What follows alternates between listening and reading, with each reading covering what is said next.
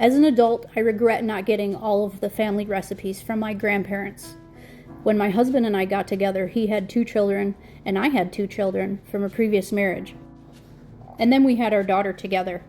Now we have 2 grown children who have started families of their own.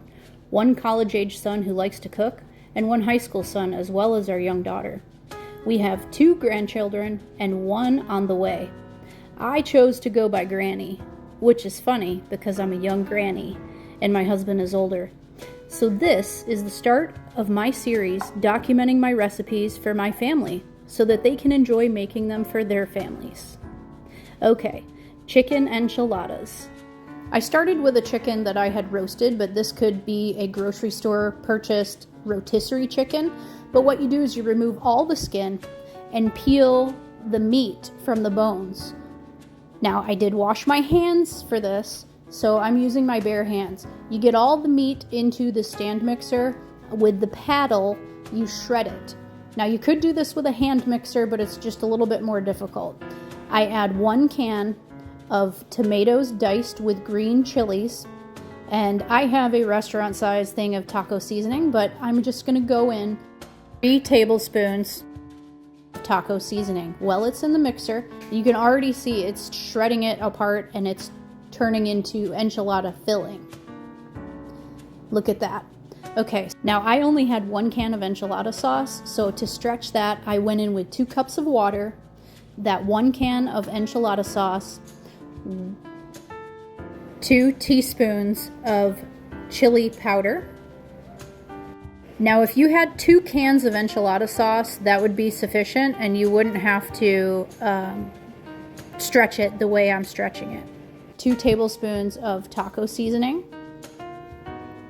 and 2 heaping mounded tablespoons of tomato paste.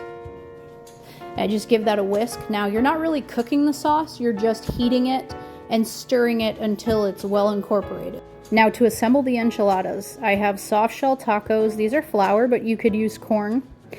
Put a good amount of the filling inside and just roll it up. Now, if these were the smaller tortilla shells, I could do 2 rows sideways and get probably about 10, but these are a good size shell, so I'm gonna go lengthwise and get probably about 8 to fit. Now, this is something that you can do ahead of time and just store it in the fridge. I would not pour the sauce over the enchiladas until you're ready to bake it though, however, so it would get soggy. So after I have filled the pan with the shells and it's nice and full, I'm just going to pour my entire batch of enchilada sauce over it. Now, this is not going to make it soggy because I'm going straight into the oven after this. Now you want to cover it with cheese, and I had sharp cheddar shredded cheese, and you want to use more cheese than you think is necessary. And I also had some Mexican leftovers, so I just threw that on top as well. And here is what it looks like before it goes in. Very cheesy. You want to set your oven for bake at 425, and it's going to take about 20 minutes. Now, to make the side dish, I use white rice, 1 cup, and to that I'm going to add 1.5 cups of water, and then 1 whole can of corn and 1 whole can of black beans, and I leave the juice in both of those. I like a dirty style rice. 2 packets of sazon seasoning, 1 tablespoon of the Badia complete seasoning, 1 tablespoon of paprika, and 1 tablespoon of adobo. Now, my tablespoon was dirty, but I just eyeballed it. I'm telling you, it's about a tablespoon. Put that rice on medium heat and let it sit there until it comes to a boil. Now, in the meantime, put your enchiladas in the oven. They're gonna take about 20 minutes because they are fully cooked chicken already. And one other thing I did want to mention was you could use this recipe for pork. You could use it for leftover steak, beef, and shred that as well. So there's a variety of ways that you can prepare these enchiladas. And here is the finished product. Those enchiladas are crispy on the edges and so cheesy and delicious. And your rice has fully absorbed all the liquid.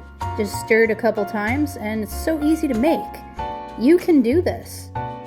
Look at those enchiladas. You can serve it with salsa or sour cream, and yum! From my kitchen to yours, happy cooking.